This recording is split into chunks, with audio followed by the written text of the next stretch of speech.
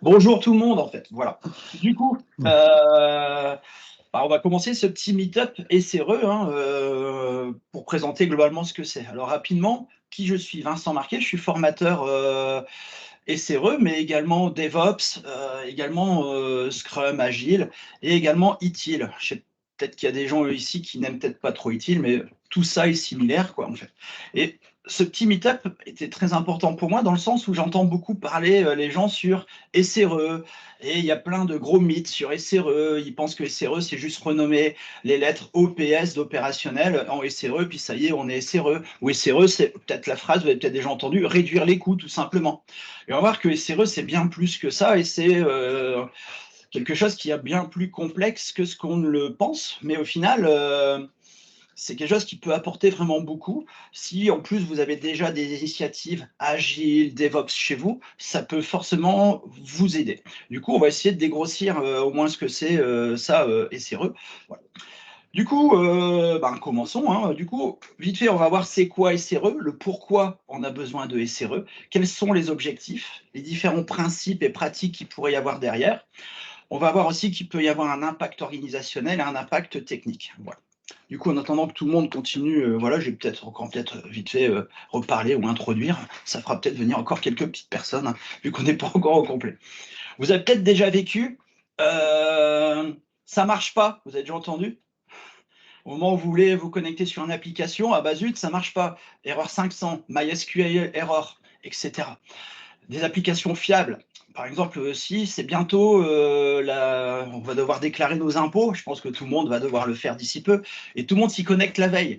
Et du coup, il y a beaucoup de charges juste au dernier moment. Et comme par hasard, ça ne marche pas le jour-là, etc., etc. Bon, vous avez peut-être déjà vécu un peu tout ce type de petits problèmes. SRE est là pour éviter d'avoir certaines problématiques, quoi, en fait. Et c'est ce qu'on va essayer d'évoquer un peu aujourd'hui. Voilà, voilà. Du coup, comment ça se passe? Vous allez peut-être avoir des questions au fil de l'eau. N'hésitez pas à les poser. On essaiera de les reprendre un peu à chaque fin de chapitre. Posez vos questions, j'essaierai d'y répondre. Et même si j'ai pas eu le temps, à la rigueur, j'y répondrai peut-être par la suite. Après, j'essaierai de vous répondre. Et voire même, on essaiera de refaire d'autres meet-up pour répondre à toutes les questions, pour aller peut-être dans plus de détails. Parce que j'imagine qu'avec une présentation de SRE, ça va être assez condensé. Ça va certainement amener plein d'autres questions. Ce sera peut-être pas complet pour vous. C'est pas grave, l'idée c'est d'amener des questions pour y répondre un peu au fil de l'eau si vous voulez. Hein, on pourra faire plusieurs meet-up par la suite. Voilà, voilà. Du coup, commençons. Hein, bon, on n'est pas encore au complet, mais bon, voilà, c'est déjà pas mal. Hein, et puis ici, comme on n'est pas beaucoup à la rigueur, on pourra peut-être même ouvrir les questions un peu plus facilement. Voilà. Alors, d'abord, c'est quoi SRE? Déjà, SRE, Site Reliability Engineering, ingénierie de fiabilité des sites. C'est quelque chose qui a été inventé par Google hein, dans les années 2000-2003 là-dessus, suite à des problématiques de mise à l'échelle, de fiabilité. Il commence à avoir de plus en plus d'utilisateurs, et comme il y avait plus d'utilisateurs, de serveurs à gérer, humainement, c'était très compliqué. Du coup, ils ont donné l'exploitation, la solution de l'exploitation chez Google à un ingénieur logiciel. Un truc de fou quand même, un développeur qui va gérer la prod. Les gens ils diraient, ah, hérésie. Bon, au final, pas du tout. Maintenant, quand on regarde la fiabilité des sites, Google est quand même pas mal, surtout quand on regarde, quand il y a, par exemple, votre réseau ne marche plus, quel est le premier site que vous allez voir pour voir si Internet est revenu? Souvent, c'est Google. On va pas, alors désolé s'il y a des gens d'Orange, je sais pas, mais on va pas aller voir le site Orange ou quoi pour voir si Internet est revenu. On va en général chez Google et on voit si ça marche en fait là-dessus. Voilà.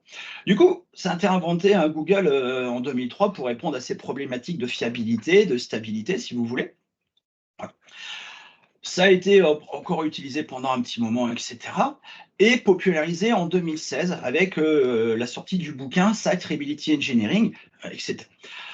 Entre-temps, beaucoup d'autres boîtes utilisent également SRE. C'est pas que chez Google. Hein, on a des grosses boîtes hein, comme Netflix, comme AWS qui utilisent également SRE si vous voulez.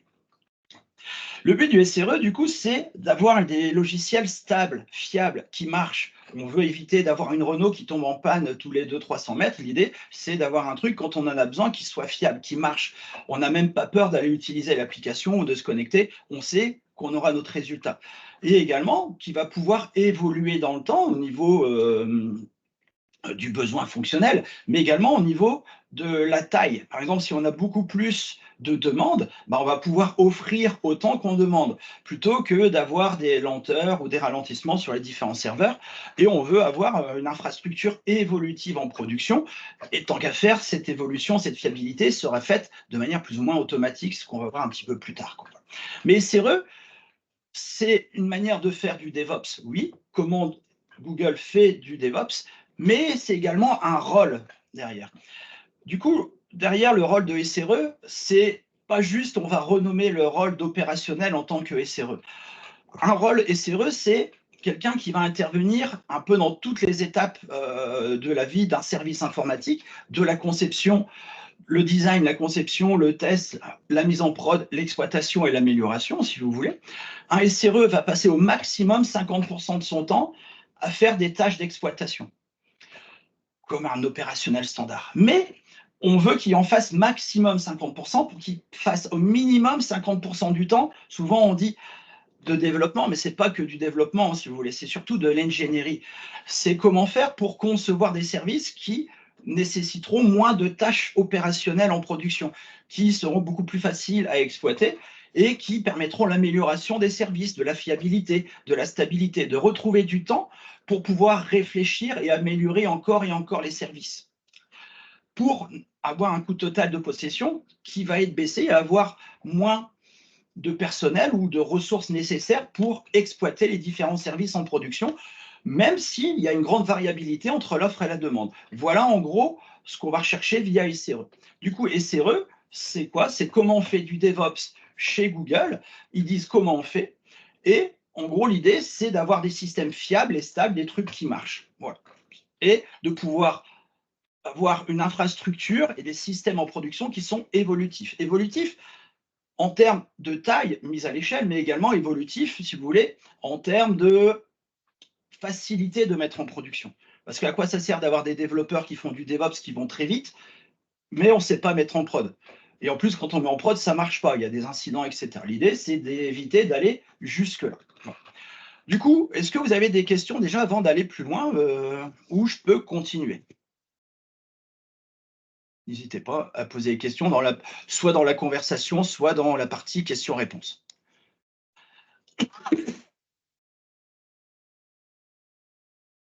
Je n'en vois pas. Pas pour le moment. OK, bah, je continue. Au pire, imposez-en, je ferai un petit retour arrière s'il faut, il n'y a pas de souci. Alors, pourquoi SRE? Alors, revenons un peu. Alors, les gens, ils pensent SRE souvent juste pour réduire les coûts, comme je dis, ou avoir moins d'opérationnels. On automatise, comme ça, on pourra virer un peu de ces opérationnels. Ça, c'est quelque chose qui est royalement faux, et ça ne devrait être pas le pourquoi vous allez vers SRE. Le pourquoi on fait du SRE, c'est pas parce que c'est à la mode, c'est pas parce que Google le fait, ou le gars avec qui j'ai fait du squash, il fait du SRE, on va aller faire du SRE. Non, c'est pas ça qu'on veut. Par contre, on veut essayer d'améliorer l'expérience utilisateur. Souvent, on dit que l'expérience utilisateur, c'est des UX ou c'est des développeurs. Mais ça commence aussi via l'opérationnel aussi, on va voir ça un petit peu. Parce que l'expérience utilisateur, on veut avoir une application qui a les bonnes fonctionnalités, mais à un moment, il faut qu'elle soit disponible. Du coup, si on veut améliorer l'expérience utilisateur, il faut que l'appli soit disponible. Par exemple, 24/24, 7/7. Quand j'en ai besoin, elle est là, elle marche, parce que j'en ai besoin maintenant. J'ai mon train qui est annulé, par exemple, dimanche à 22h. Bah, j'aimerais bien avoir mon application pour pouvoir échanger justement ce train. Mais si l'application ne marche pas et n'est pas disponible, bah, c'est du gros stress, ça ne marche pas, on n'a pas forcément confiance là-dessus. Du coup, on veut une appli qui soit disponible, mais également fiable là-dessus. Fiable, c'est-à-dire que quand je l'utilise, ça marche une fois, deux fois, trois fois. Mais parfois, on a des applications, souvent on fait un peu l'application, on fait une démo à des gens, on utilise quelque chose, on dit tiens, j'ai une super appli, regarde, elle est là. On fait la démo et boum, ça ne marche plus.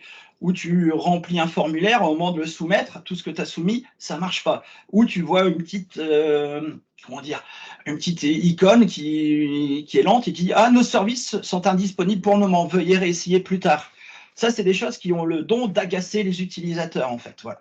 Mais souvent, quand on en parle aux développeurs, ils disent « Ça marche sur mon poste, ça marche en test ». Je pense que vous avez déjà entendu cette phrase-là aussi.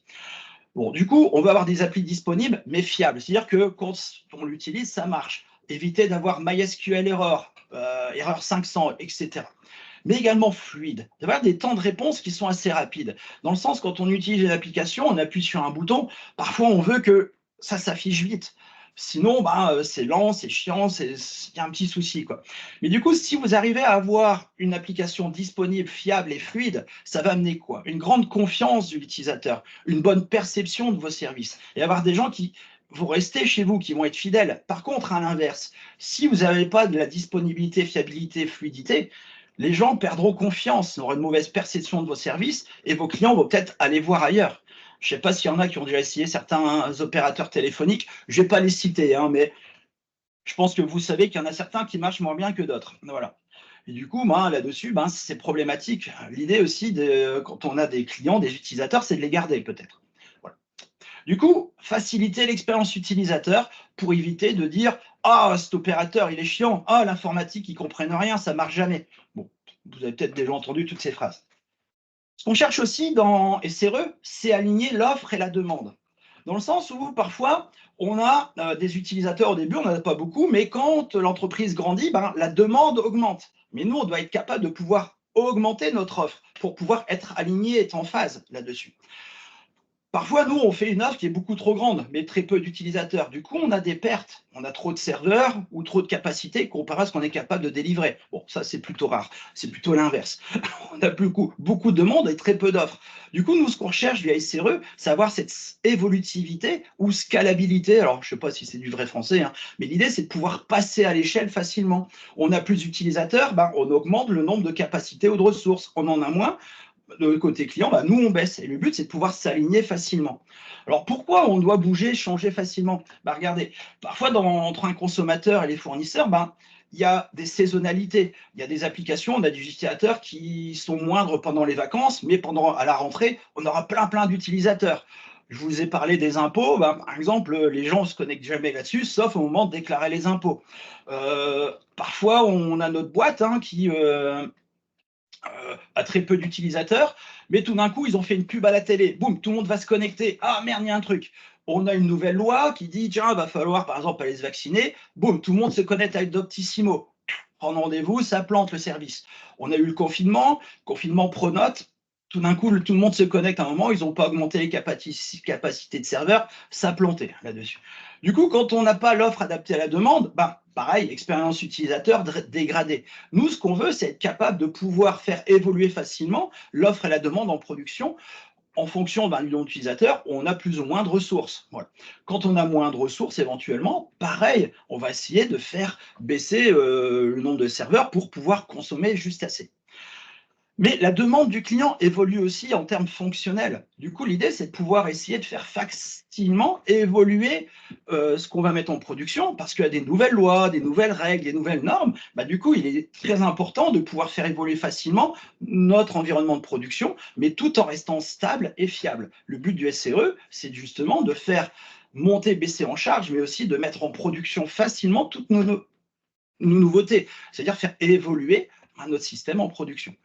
Du coup, SRE, c'est faciliter l'expérience utilisateur et aligner l'offre à la demande. Dernier gros point, pourquoi on va essayer d'aller vers SRE, c'est pour réduire le coût des incidents.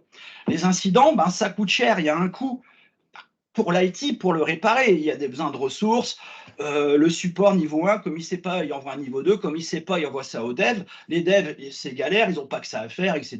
Ils disent, ils nous emmerdent, les opérationnels avec leurs incidents, etc. C'est un coût pour ça.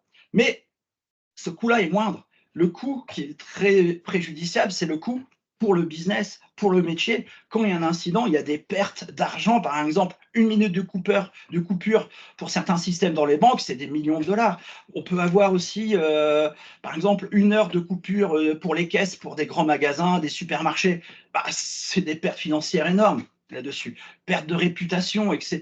Voire parfois, c'est des vies humaines. On peut avoir des coupures dans des hôpitaux où le système n'est plus disponible et on ne peut pas consulter le dossier d'un patient et on ne peut pas l'opérer. Il peut y avoir des morts. Vous avez peut-être déjà vu, il y a des systèmes où il y a des gens qui ont des serveurs du côté de Strasbourg. Je ne sais pas si vous connaissez, ils ont fait quelques petits incendies ces derniers temps. C'est pas génial. Vous avez peut-être entendu parler du problème d'un opérateur téléphonique avec le 18. Il y a eu des morts, je ne sais plus, c'était peut-être il y a 2-3 ans, etc. Les incidents, ça coûte cher. Il peut y avoir des pertes humaines, financières, perte de réputation, etc. Du coup, l'idée de SRE, c'est de pouvoir justement réduire l'impact et le coût de ces incidents, voire même d'empêcher que ces incidents arrivent. On va voir comment après, peut-être par la suite. Mais c'est pour ça qu'on va aller vers SRE, et non pas parce que c'est à la mode, non pas parce qu'on veut avoir une réduction des coûts, enfin, du personnel, souvent les gens aidants. On va réduire les coûts, justement parce qu'on va automatiser, mais aussi le coût des incidents. C'est avoir plus de valeur ajoutée en ayant de mauvais impacts. On veut limiter les mauvais impacts des incidents, en ayant des systèmes fiables et stables. Est-ce que vous avez des questions par rapport à cette partie, le pourquoi SRE?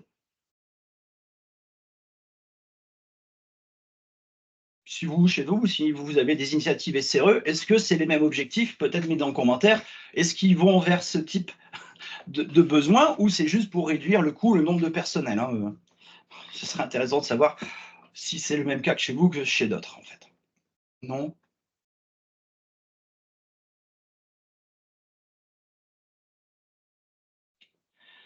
Du coup, suite à ça, quels sont les objectifs de SRE? C'est extrêmement lié. On veut quelque chose de fiable. La fiabilité, c'est primordial. Si on a quelque chose qui n'est pas fiable, qui ne marche pas tout le temps, sur lequel on ne peut pas compter, ben on aura tendance à utiliser un autre serveur, ou avoir toujours peur, avoir de l'anxiété, avoir peur d'aller en production. Est-ce que les gens chez vous ont peur d'aller en prod?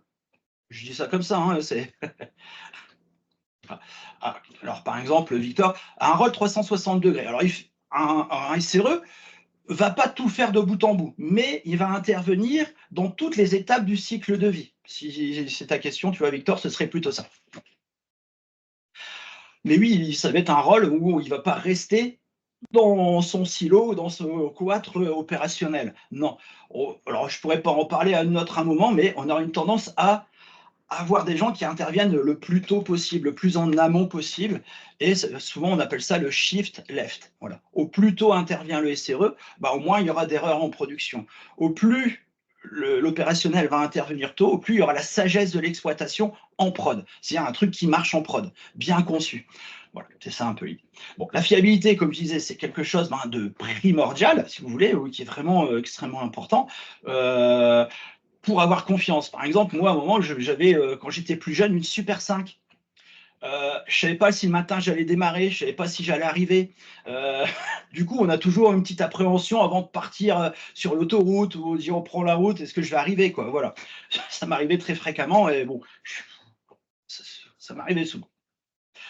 On veut aussi avoir des systèmes qui sont soit évolutifs. Alors, comme je disais, évolutifs, hein, au niveau de la quantité d'utilisateurs ou de la taille. Par exemple, on peut avoir 10 utilisateurs la semaine et 1 million le week-end. Ben, on ne va pas avoir des serveurs qui savent accepter toujours 1 million, mais on va essayer d'avoir des serveurs qui savent on va dire, adapter leur capacité en fonction de la demande des différents clients, quoi. Voilà.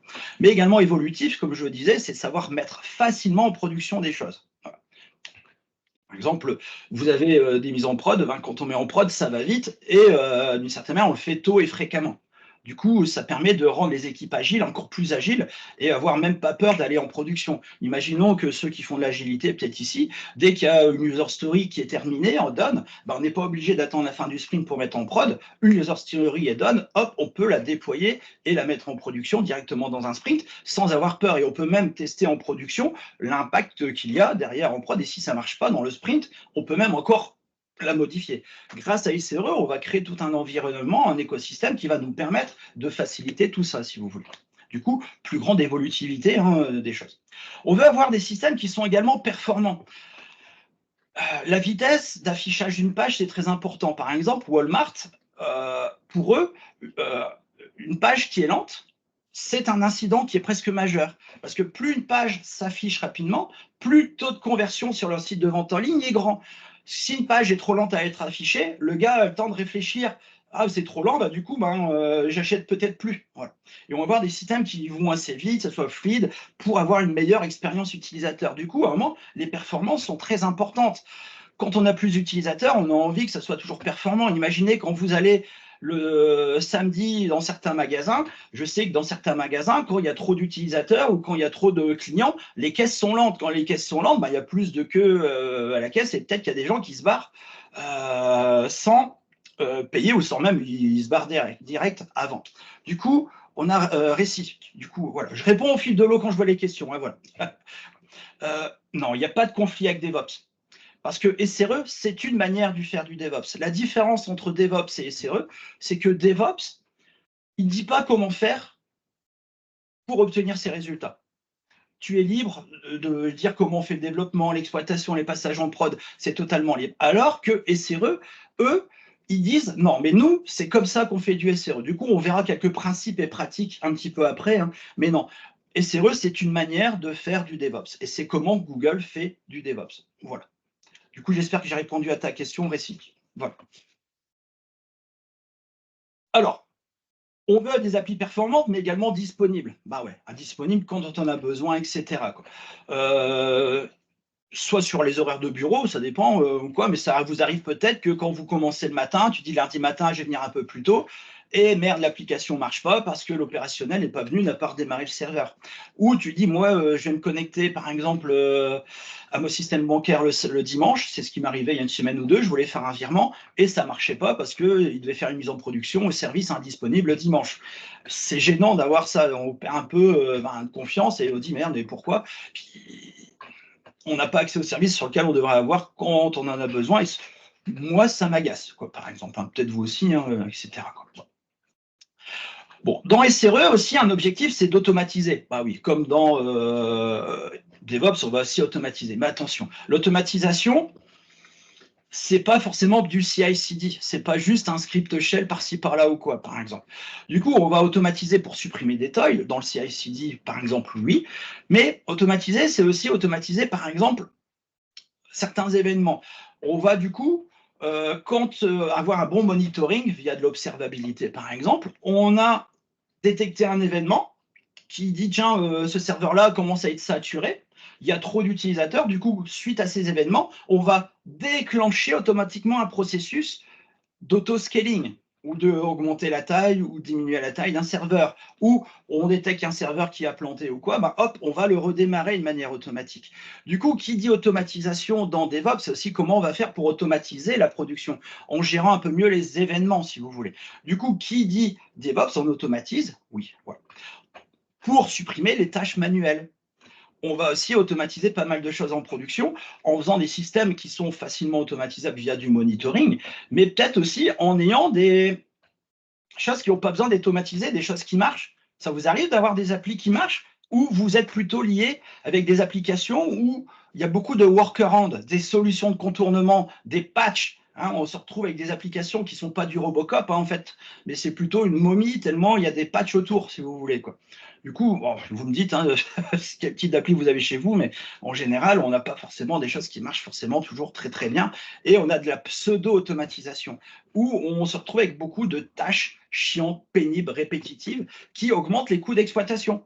Du coup, quand on dit réduire les coûts, à un moment, c'est aussi, on va automatiser en, comment dire, en faisant qu'on va utiliser les ressources pour réfléchir et non pas faire du travail répétitif. C'est ce qu'on va voir un peu plus par la suite dans les principes et pratiques de SRE avec le TOG. On va automatiser justement pour pouvoir faire une gestion proactive des incidents. On détecte un incident, on va essayer de faire de l'auto-remédiation, de self-healing, des choses qui se réparent toutes seules, si vous voulez. Bon. Et également, avoir un alignement des objectifs métiers et techniques, c'est-à-dire qu'en gros, ceux qui font les applications, mais on va faire des applications qui marchent pour eux, mais aussi des choses qui marchent pour le métier. Et pourquoi on fait du SRE? C'est pour que le métier puisse atteindre ses objectifs de vente, de performance métier, etc. Ça dépend de votre contexte. Mais il faut que ça marche pour le métier. Et c'est vraiment ça. Du coup, si on arrive à faire ces applications SRE qui montent, baissent et qui savent évoluer en fonction du métier, ça sera tout gagné. Et du coup, on va se créer comme ça des architectures, des systèmes évolutifs pour pouvoir bouger au même rythme que le métier. Voilà au niveau des objectifs globaux de SRE. Est-ce que vous avez des questions liées à ça? Il y a dans les questions aussi, alors je vais voir. J'en vois qui arrivent. Oui, alors, eh bien, Enzo, regarde l'étape suivante. Dans SRE, nous avons différents principes et pratiques. Voilà. Du coup, quand on met en place SRE, on va parler de fiabilité, stabilité, mais par rapport à un accord qu'on a entre un consommateur de services et un fournisseur. Du coup, qu'est-ce que c'est un SLA? Du coup, moi, je réponds un peu plus à ta question. Le SLA, c'est un accord qu'on a entre un consommateur là-dessus, et alors consommateur, je vais faire une petite... voilà. Alors ça, c'est un caddie, hein, bien dessiné, bien sûr, et un fournisseur de services. Alors, fournisseur de services, souvent, on va parler de l'IT, hein, tout simplement. Hein. Peut-être autre chose chez vous, des fournisseurs externes. Voilà. Du coup, l'idée, c'est qu'on a un accord entre un consommateur et un fournisseur, et derrière cet accord, un SLA va contenir différents objectifs à atteindre. Du coup, le SLA contient différents SLO, Service Level Objectif. Ah ouais, j'ai peut-être oublié de parler du SLA, c'est l'accord sur les niveaux de service. Je ne sais pas si tout le monde connaissait le terme, hein, mais voilà. Du coup, c'est un peu comme un contrat ou un accord qu'on a, comment on va interagir entre un consommateur et fournisseur. Du coup, moi, ça va contenir des SLO, si vous voulez. Les SLO, c'est les objectifs à atteindre. Alors, dans ITIL, maintenant, on parle de SLT aussi, Service Level Target, objectif, c'est à peu près, si vous voulez, similaire, quoi, voilà. Et du coup, on peut avoir un ou plusieurs objectifs à atteindre derrière. Voilà. Et du coup, les objectifs, c'est ce qui permettent de dire on a un utilisateur content, on a des gens qui, on atteint les objectifs qui permettent de faciliter l'expérience client ou l'expérience utilisateur, au niveau du temps de réponse, des disponibilités, au niveau du volume qu'on a à traiter, etc. Quoi, ou aussi parfois la performance, les latences. Du coup, on peut avoir différents types d'objectifs. Du coup, souvent, on utilise le valet. Il y en a qui ont déjà entendu parler du valet, par exemple, hein, dites-moi dans les commentaires. On a une certaine volumétrie à avoir. Hein, le A, c'est l'availabilité et disponibilité. Alors, la latence, la rapidité, les performances qu'on doit avoir, le nombre d'erreurs là-dessus, et le ticket. Du coup, il y en a qui ont des objectifs. Vous allez dire si après ça vous intéresse. Le nombre de tickets, par exemple, de demandes de service ou d'incidents qui ont été corrigés de manière automatique. Est-ce que chez vous, tout le monde répare tout à la main? Est-ce que les demandes de service sont faites à la main ou est-ce qu'elles sont automatisées, par exemple? Voilà. Du coup, on peut avoir différents types d'objectifs comme ça par rapport à un service. Et en fonction de ces objectifs, justement, c'est comme ça qu'on va pouvoir concevoir correctement tout le reste du service. Alors, chez Google, par exemple, on va avoir des SLO, mais on veut que le SLO ne soit jamais à 100%. Pourquoi? Avoir un SLO à 100%, c'est la perfection. Avoir un truc qui marche tout le temps, toujours disponible, etc., ça coûte cher. Et il y a toujours un truc, l'effet Murphy, qui fait que 100%, ce serait jamais faisable, c'est pas réalisable et c'est trop cher, et on n'oserait plus jamais mettre en production. Et nous, ce qu'on veut, c'est avoir quelque chose qui soit fiable, qui marche, mais qui nous permettent de mettre en production assez souvent, si vous voulez. Du coup, on va s'autoriser un certain nombre d'erreurs. C'est ce qu'on appelle chez Google l'erreur budget. C'est un budget d'erreur. Par exemple, on va ici avoir du 99,5 sur le SLO, mais ça nous donne le droit à 0,5 en erreur, par exemple. C'est-à-dire que sur un mois, sur une limite de temps, on a le droit de se planter à un certain moment. Ce qui va nous permettre pendant ce temps-là d'avoir des vraies erreurs, des incidents non planifiés comme on a un peu tout le temps, mais également de mettre en production. Du coup, cet budget d'erreur est là aussi pour mettre en prod. Et du coup, quand on met en production, il se peut qu'éventuellement, il y ait quelques petites erreurs par-ci, par-là, quoi. Voilà.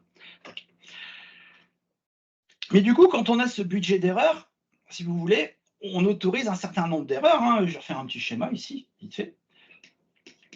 On a un budget d'erreur. Mais quand on dépasse ce budget d'erreur, qu'est-ce qui va se passer? Il doit avoir des conséquences. Du coup, il y en a qui appellent ça error budget policies. C'est-à-dire qu'une certaine manière, dans le SLA, on va se dire quand on dépasse le budget d'erreur, quelles sont les conséquences qu'il va y avoir? C'est-à-dire que là, on se dit, bon, on a le droit de ne pas être totalement parfait, on a le droit de s'accorder certaines erreurs, mais dès qu'on dépasse ce budget d'erreur, éventuellement, on annule le sprint en cours, les développeurs annulent le sprint, ou dans le sprint suivant, on va essayer de prendre en compte, si vous voulez, toutes les erreurs qu'il y a eu dans le passé et de faire un post-mortem pour comprendre pourquoi cet incident est arrivé et qu'est-ce qu'on fait pour que ça n'arrive plus. Et toutes les actions qu'on a eues suite à ce post-mortem devraient être prises dans le prochain sprint là-dessus. C'est un peu l'idée de chez Google. C'est-à-dire qu'en gros, ça va, on envoie en autoriser des erreurs, un certain nombre, mais dès qu'on les dépasse, on arrête de développer une nouvelle fonctionnalité parce qu'on a des mauvaises expériences utilisateurs et on veut justement que l'utilisateur soit content. À quoi ça sert de développer des nouveautés si déjà ça ne marche pas en prod? L'utilisateur s'en fout de tes nouveautés, il veut déjà que ça soit fiable en prod. Voilà. Tu veux avoir une nouvelle, par exemple, vous avez, je donne souvent cet exemple, vous avez un congélateur qui ne congèle pas en prod, et il y en a qui travaillent sur une machine à glaçons pour ton congélateur, mais on s'en fout de ta machine à glaçons, tant que ça ne congèle pas, répare ton congélateur pour que ça congèle, après tu pourras me vendre ta machine à glaçons, quoi. Ça, c'est quelque chose qu'il faut essayer de bien comprendre. L'utilisateur a besoin que ça marche maintenant. Les nouveautés, c'est bien, mais en prod, si c'était là, en prod, c'était que c'était plus important que ce que tu me fais maintenant, éventuellement. Du coup, ça, c'est un peu des choses qui sont très importantes chez Google. On va définir des objectifs, mais avec une certaine marge d'erreur. Voilà. Alors, je vois qu'il y a une petite question. Je vais essayer d'y répondre là-dessus, peut-être. Hop. J'ai coupé. Tac. Serait-il une surcouche du DevOps certifié fonctionnement de principe? Voilà. Oui, du coup, c'est pas une surcouche. Du coup, DevOps, en fait, je dirais que SRE complète DevOps. Et si tu me parles des principes DevOps First Way, le flux, SRE permet d'aller plus vite en production et plus souvent. Du coup, le First Way, le flux, la rapidité dans en production est augmentée. Pour le feedback, si tu parles du second way, des three ways, en fait, le feedback est amplifié parce qu'on a encore plus de feedback en production et les feedbacks des vrais opérationnels qui sont des clients internes, si vous voulez, et on va se planter vite, corriger vite et on va collaborer avec eux pour se planter et éventuellement faire des tests opérationnels plus tôt dans le flux et obtenir aussi leur feedback et dès la conception, ils vont intervenir. Du coup, le feedback, le second way, est accéléré grâce à SRE, voilà. Du coup, le premier axe et deuxième axe des Treeways de DevOps sont faisables. Et dans le troisième axe aussi, c'est-à-dire qu'on va expérimenter, essayer l'apprentissage continu. Dans SRE, on va faire beaucoup, par exemple, d'antifragilité qu'on va voir après. Du coup, Enzo, je te parlerai de l'antifragilité, l'expérimentation aussi plus tard. Et quand on regarde, quand on fait du DevOps, on dit, éventuellement, tu peux faire ce que fait SRE. Oui. Du coup, SRE, c'est une manière de faire du DevOps et ça complète éventuellement la manière de faire du DevOps. J'espère que j'ai répondu. Du coup, dans SRE, il y a aussi d'autres principes et pratiques. Il y a un truc qu'on appelle le toil. C'est les tâches chiantes, pénibles, répétitives, des choses qu'on va faire encore et encore. Par exemple, redémarrer un serveur à la main. Observer les pages et les pages et les pages d'alerte qu'on a dans notre système de monitoring, alors que les trois quarts ne servent à rien. C'est de appliquer des workarounds quand il y a des incidents qui ne marchent pas, créer des utilisateurs à la main, extraire des logs pour des développeurs, plein de tâches chiantes, pénibles, répétitives, et vous en avez plein, de plus en plus. Et le fait de l'avoir fait, ça ne crée pas de valeur ajoutée. Il faut le faire, mais c'est chiant. Et quand on est opérationnel, au final, on passe plus notre temps qu'à faire ces toils, ces tâches chiantes, pénibles, répétitives, quoi. Et du coup, on peut plus innover, plus inventer, on peut plus améliorer les choses, et on fait encore et encore une fois les mêmes choses. Qui fait que votre chef, il dit, bah ouais, mais moi, je vais pas te donner d'augmentation, mon gars, hein, tu fais toujours pareil. Et vous êtes toujours pompier, pompier, pompier. Est-ce qu'il y a des pompiers ici? Je pense qu'on est toujours à l'arrache à réparer les trucs au dernier moment. Et dès que vous proposez des choses, tu dis, on n'a pas le temps de s'améliorer. Puis tellement vous faites du toil, vous faites une fois un truc à droite, un truc à gauche, un truc à droite, un truc à gauche. Vous n'avez plus de cerveau pour avoir encore de l'énergie pour réfléchir, quoi, en fait. Voilà. Du coup, l'idée de SRE, c'est de pouvoir identifier cette toile. Et au maximum, je vous avais dit, le SRE fait 50% de tâches opérationnelles. Mais au minimum, 50% de tâches d'ingénierie. Et le but de cette ingénierie, c'est de pouvoir supprimer éventuellement ce toil, ces tâches chiantes, pénibles, répétitives, pour pouvoir passer du temps à s'améliorer et justement pour pouvoir réfléchir. Du coup, on s'interdit d'avoir trop de temps pour gérer ça et on s'oblige du temps pour s'améliorer pour que demain soit meilleur qu'aujourd'hui. Ça, c'est quelque chose de très important, de pouvoir réfléchir. Voilà. Parce que si vous avez des opérationnels qui font que ça, peut-être qu'ils en ont marre et qu'il y a du turnover chez vous. On fait toujours encore et encore les mêmes choses. Du coup, vous ne pouvez pas prendre en compte les nouveaux projets, les nouveaux produits, puis toujours recréer à la main, c'est pénible. Je ne sais pas si ça vous parle, des gens, des collègues chez vous qui sont en burn-out, c'est ce qui arrive très fréquemment dans ces cas-là. Un autre principe aussi, ben, c'est l'automatisation, comme je vous disais. L'automatisation, il y a différents types d'automatisation. Soit il y a de l'automatisation qui sont faites par les opérationnels parce qu'ils n'ont jamais vu les devs. Ils font ce qu'ils peuvent avec ce qu'ils ont. Bon, c'est déjà pas mal, voilà.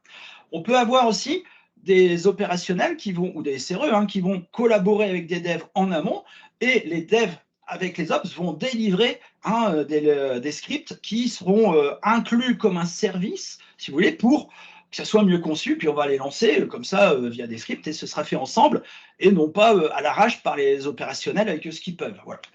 Et voire même, on pourrait avoir l'automatisation où il n'y en a même pas besoin. Les devs font des applications qui marchent où il n'y a pas besoin d'automatiser. Ça s'autogère, si vous voulez. On peut avoir dans l'automatisation, comme je vous disais, via le CI/CD, automatiser des tests, automatiser de l'auto-réparation via la gestion des événements avec le déclenchement de scripts d'auto-réparation, d'auto-scaling, etc. Tout ça, c'est des choses qu'on va chercher à faire dans SRE. Pourquoi l'automatisation ?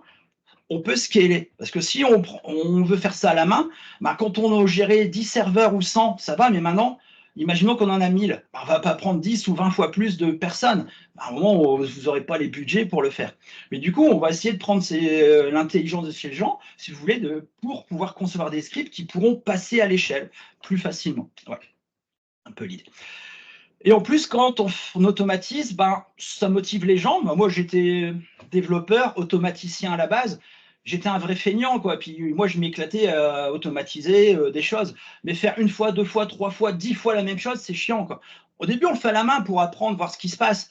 On simplifie les processus avant de les automatiser. Du coup, moi, au début, je les faisais à la main, je voyais les trucs chiants, je simplifiais, et après, j'automatisais. Ça, c'était un peu ce que j'ai fait sur toute ma carrière. Et du coup, ça, pour moi, je commençais dans les années 2000, au même moment que ça, si vous voulez. Mais on doit le faire encore plus maintenant, où on nous demande d'aller plus vite qu'avant, si vous voulez. Du coup, on va automatiser dans SRE.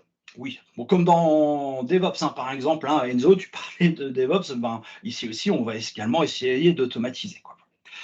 On va également, pour vérifier nos objectifs de niveau de service et la consommation de notre budget d'erreur, le nombre d'erreurs qu'on a le droit de faire sur une semaine ou un mois, si par exemple, on va mettre en place des SLI, des indicateurs, des mesures pour voir où on en est, combien de budget on a consommé, quels sont nos niveaux de performance. On va mettre en place aussi un monitoring peut-être un peu plus moderne que le monitoring à l'ancienne, version Nagios. Il y en a qui connaissent peut-être le monitoring à la Nagios. « Hé, t'es là, service ? Hé, t'es là ? Hé, t'es là ?» Il répond.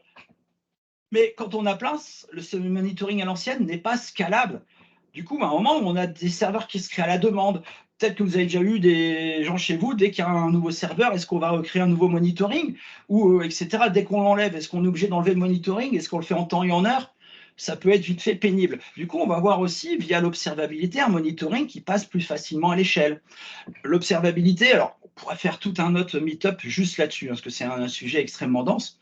Monitoring, c'est un peu comme un monitoring boîte blanche. On va voir ce qui se passe dans une boîte noire, et c'est plutôt l'application ou le système qui va externaliser son état, si vous voulez, et l'envoyer à un système de log, par exemple, centralisé, comme par exemple Elasticsearch, Dynatrace ou autre. Et l'idée, c'est de savoir, en gros, comprendre ce qui se passe à l'intérieur de cette boîte noire. Par exemple, ce serait l'application qui envoie une indication au monitoring. « Hey, j'ai mal à la base de données !» qui va aider la vie de l'opérationnel. Quand il y a un truc qui plante actuellement, avec Nagios, il y a un serveur, c'est rouge. On ne sait pas ce qui se passe, puis on ne sait pas d'où ça vient, où c'est parti, ou quel est l'impact des différents incidents. Du coup, le fait d'avoir une observabilité, c'est-à-dire qu'on sait qu'il y a un service qui a planté, mais on peut avoir également le contexte qu'il y a derrière. On sait que c'est le serveur Toto 1, mais qui est lié, par exemple, au système d'achat ou de fourniture ou de facturation, éventuellement. Du coup, on peut comprendre un peu mieux l'impact qu'il y a derrière l'incident et quel est l'impact utilisateur, client. Est-ce que c'est quelque chose qui peut attendre le lendemain matin ou c'est quelque chose qui demande une intervention rapide pour avoir une meilleure priorisation des incidents, si vous voulez, etc. En plus, on a une modification du contexte, mais éventuellement, on sait ce qui a planté. Tandis que parfois, quand il y a des alarmes, le gars, il va aller voir dans les logs, voir ce qui s'est passé, il ne sait pas, etc.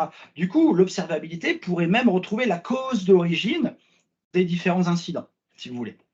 Du coup, on a cette notion de monitoring qui est vachement plus pertinente que ce qu'on faisait un peu auparavant. Voilà. Et c'est ce qu'on fait aussi éventuellement dans DevOps, hein. Il n'y a pas que SRE qui peut te faire ça. Du coup, Enzo, si tu veux, tu peux faire aussi dans du DevOps, tu peux prendre les exemples de ce qu'a fait SRE pour les appliquer dans ton contexte DevOps, il n'y a aucun souci, hein. Voilà. Et l'idée aussi, c'est d'avoir un meilleur monitoring pour gérer un peu mieux les incidents. Dans SRE, on va autoriser les incidents. Il y en a, ce n'est pas forcément grave tant qu'ils ne dépassent pas le budget d'erreur. Mais nous, ce qu'on veut, c'est minimiser l'impact des incidents et avoir un meilleur monitoring pour les détecter de manière même proactive là-dessus. Et détecter l'incident avant qu'il n'arrive. Vous avez peut-être déjà des indicateurs du style Mean Time to Detect. MTTD, hein, le temps moyen pour détecter un incident. MTTR, le temps moyen pour réparer un incident. MTBF, le temps moyen entre les incidents pour tester la fiabilité des sites. Puis encore plein d'autres indicateurs qu'on pourra parler aussi, juste une session juste sur les indicateurs si vous voulez. Voilà. Mais une fois qu'on a certains incidents, surtout les majeurs, en entendant, on va faire un post-mortem. L'idée, c'est que quand il y a un incident qui arrive ou quand on a des gens qui sont dérangés pour une astreinte le week-end, on fait un post-mortem. Et l'idée du post-mortem, c'est un peu comme dans ITIL, gestion de problème, c'est d'éviter la réapparition des incidents. Mais c'est aussi corriger l'incident, mais pas que. C'est comme dans l'antifragilité, tout incident est une opportunité de devenir meilleur. Du coup, l'incident est là pour s'assurer que la fois prochaine, on n'en est plus. On est là pour vérifier qu'éventuellement, on s'est planté là, mais demain, on est plus fort. Du coup, il n'y aura plus d'incidents et on aura plus confiance en nos services. Tout incident, ça nous permet d'être meilleurs. Du coup, on va apprendre par rapport à ça. Du coup, Enzo, tu me parlais des principes DevOps. Dans le third way, les post-mortem, c'est là où on va chercher à apprendre. Voilà. Je ne perds jamais, soit je gagne, soit j'apprends. Il y a eu un plantage en prod, c'est pas grave, demain on est meilleur. Voilà en gros l'idée qu'on veut avoir via la gestion des incidents dans SRE. Et là, ce sont les principaux principes et pratiques de SRE. Ce ne sont pas les seuls, hein, si vous voulez, il peut y en avoir d'autres. Du coup, si vous avez des questions ou quoi, n'hésitez pas à les remonter. Là, je regarde qu'il y a des choses en conversation. Voilà. Yes.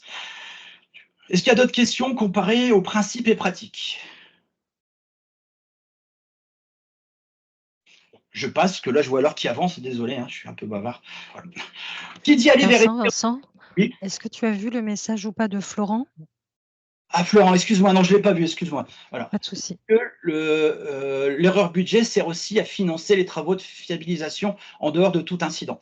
On peut dire que c'est une manière de financer ça, c'est-à-dire qu'on s'autorise un budget où on s'autorise à planter, mais on va s'autoriser aussi à mettre en production souvent. Alors c'est pour fiabiliser, mais aussi c'est un budget pour mettre en prod souvent.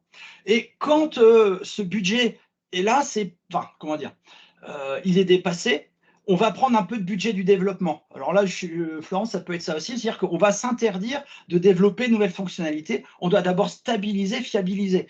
Mais pas forcément par rapport, c'est comme un budget temporel, je dirais plutôt, Florent. Mais on va utiliser justement ce temps, s'il est dépassé, pour fiabiliser. C'est une petite nuance. Je ne sais pas si j'ai répondu à ta question, du coup.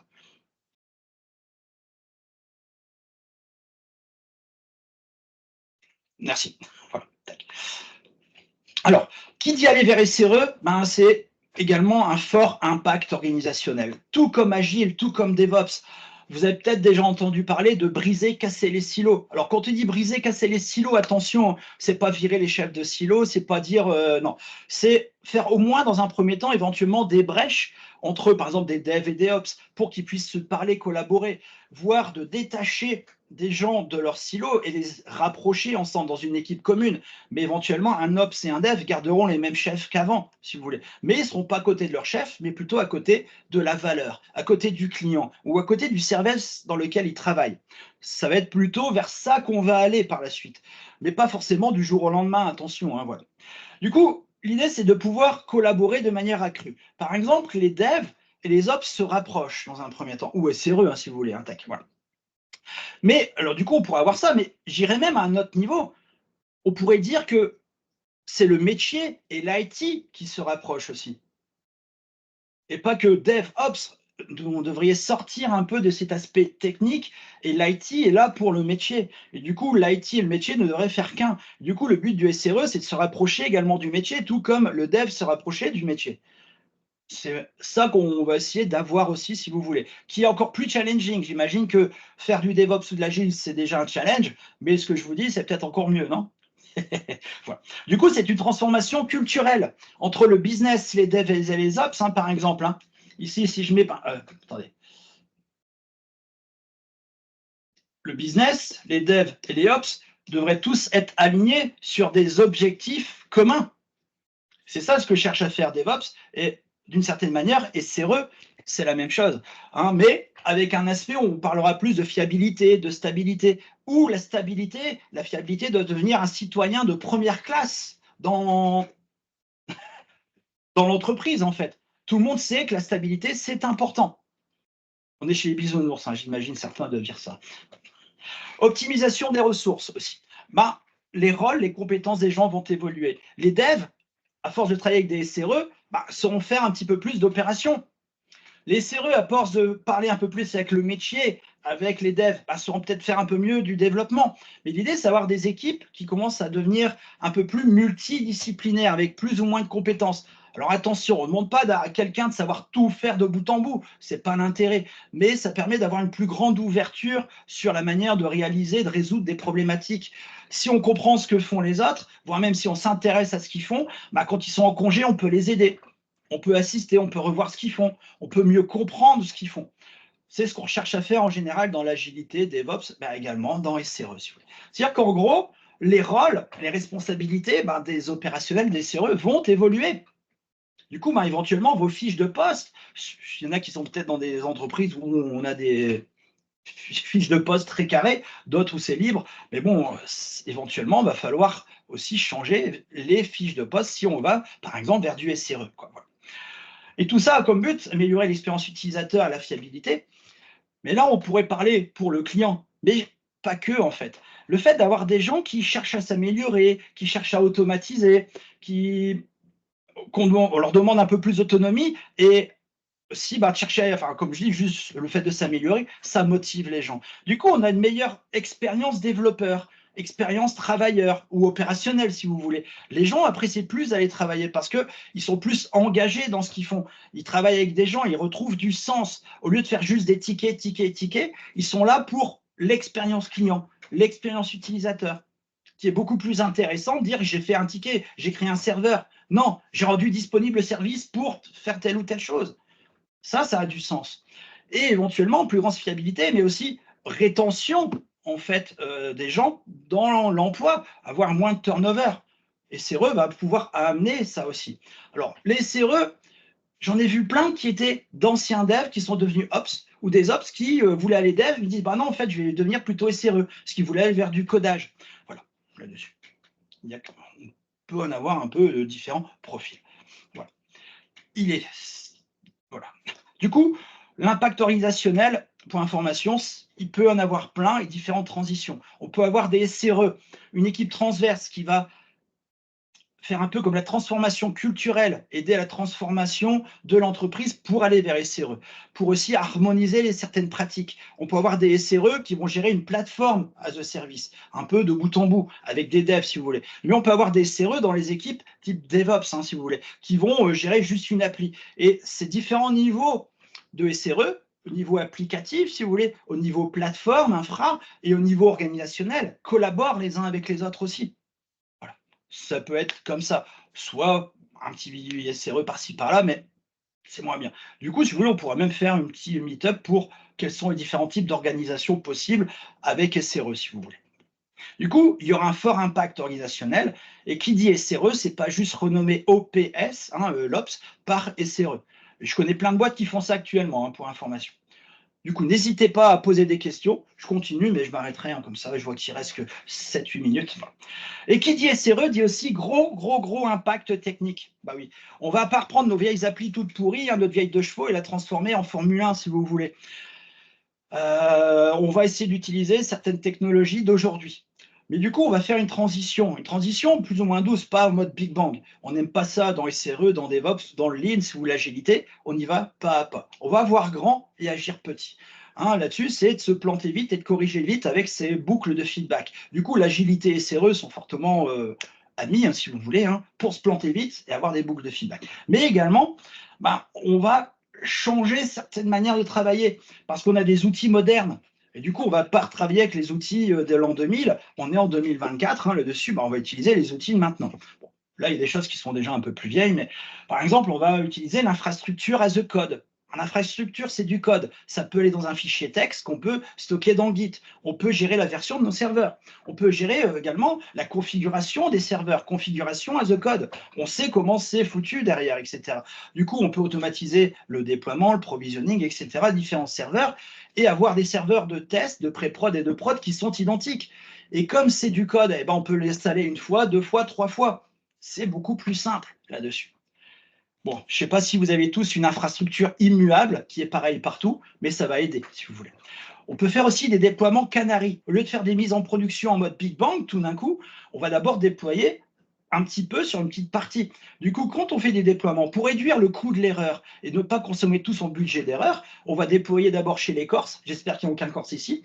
Si ça marche, on va plus loin. Si ça plante, ils ont l'habitude, on revient en arrière. Hop, et on revient, on va plus loin. L'idée, c'est de faire une mise en production itérative et incrémentale là-dessus. Comme ça, on se plante vite, mais pas avec tout le monde. Et du coup, ça nous permet aussi de réduire le risque et d'avoir moins peur d'aller en production.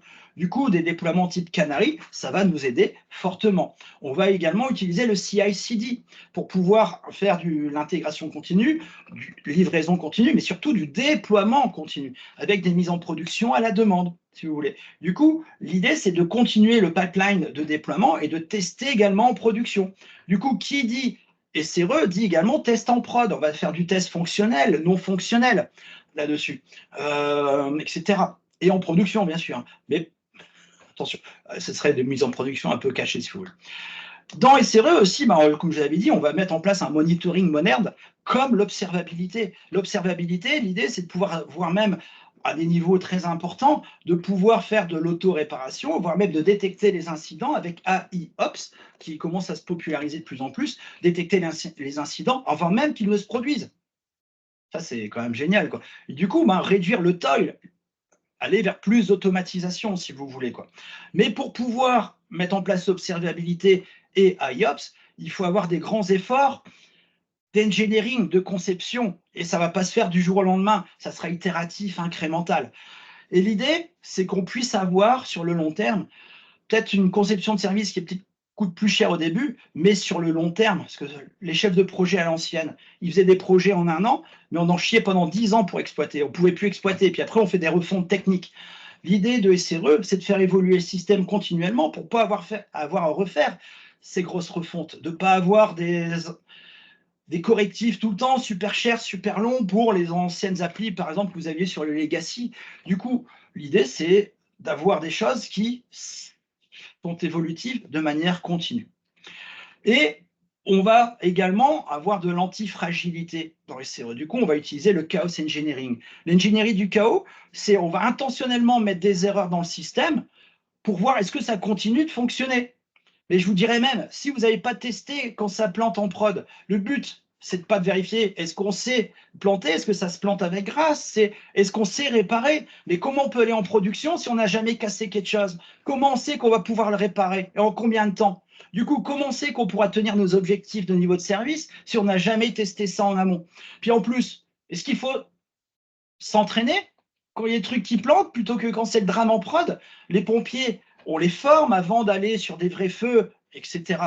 Là, pareil, les opérationnels, on devrait les former en amont avant de dire ah, merde, ça a planté, qu'est-ce que je fais? Et je suis sûr qu'ici, il y a peut-être des opérationnels, lors de leur première astreinte le samedi, comme par hasard, c'est le gros truc qui plante. Ils n'ont jamais fait, comme par hasard. On doit former les gens. Du coup, l'idée du chaos engineering, c'est de s'entraîner à planter les choses en amont, voire même on le fait une fois qu'on sait le faire en pré-prod ou quoi, ou en test, on le fait en prod, pour voir que notre monitoring fonctionne et que notre automatisation, si vous voulez, d'auto-réparation fonctionne bien. Le mécanisme d'auto-scaling fonctionne bien, etc. Du coup, l'idée, c'est de pouvoir vérifier qu'on sait respecter nos SLA en prod et qu'on peut partir en week-end sans avoir peur. Voilà. Du coup, voilà plus ou moins ce qu'est SRE en quelques mots. Alors, ces quelques mots, ce n'est pas tout SRE, bien sûr, mais j'espère qu'au moins, ça a permis de couvrir globalement ce que c'est peut-être un peu moins flou. Voilà. Du coup, posez vos questions, donnez des feedbacks pour voir si ça vous a aidé. Et éventuellement, qu'est-ce que vous aimeriez avoir comme prochain meet-up? Moi, je pensais fortement à l'observabilité ou expliquer également IOPS. Faire aussi une petite comparaison entre, justement, comme il y a Enzo qui en parlait beaucoup, entre DevOps et SRE, c'est quoi la différence? Ou certains qui sont peut-être plus itiliens, c'est quoi la différence entre ITIL, DevOps et SRE, par exemple, hein, pour pouvoir dégrossir ce que c'est ces trucs-là, quoi. Voilà. Ou autre, hein.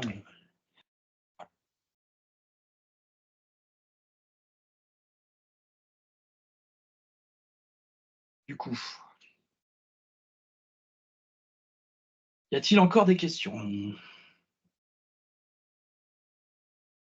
Alors celui-là n'était pas trop interactif. J'aimerais bien aussi peut-être faire un meet-up beaucoup plus interactif sur le toil. Voilà. Ok. Entre SRE et ITIL. Ok. Gestion des incidents. Yes. Justement, j'ai incident, j'en gère pas. Il y a beaucoup de choses à dire sur les incidents. Carrément.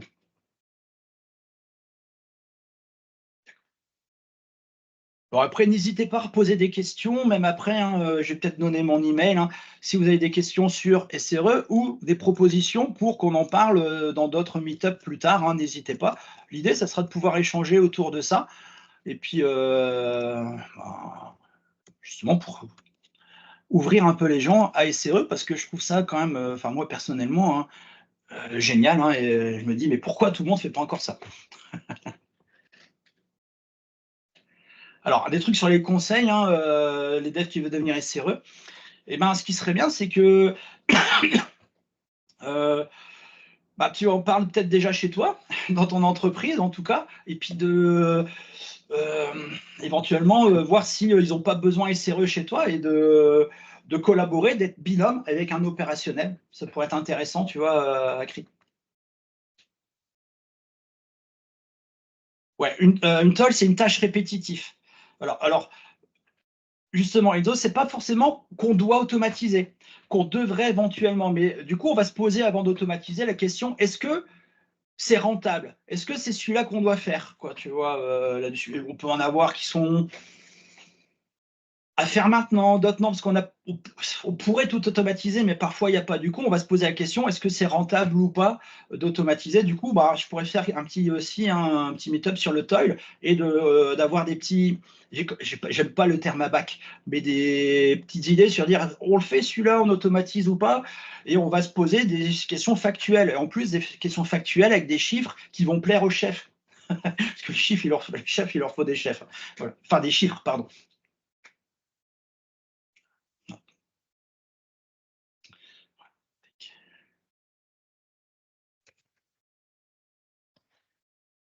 Oh voilà, si ça donne envie de pratiquer, allez-y en tout cas.